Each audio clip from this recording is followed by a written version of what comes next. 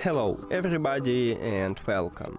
In this video I'm going to show you how to disconnect your earbuds XIAOMI Buds 5 Pro from your iPhone.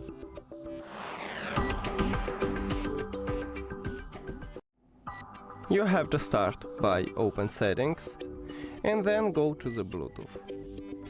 Now click the information icon near to your earbuds at the device list.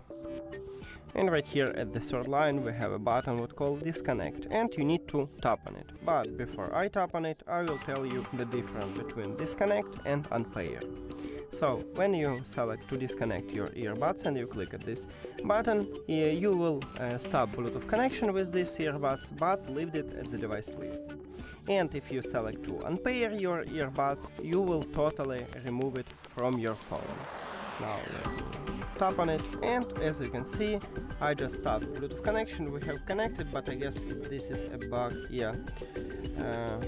Okay, maybe I will reopen my settings, and as you can see, we have no connection. But we have these headphones at the device list. That's it. Thank you for watching this video. If you found it helpful, please consider subscribing to the channel and leave the like on the video. See you later!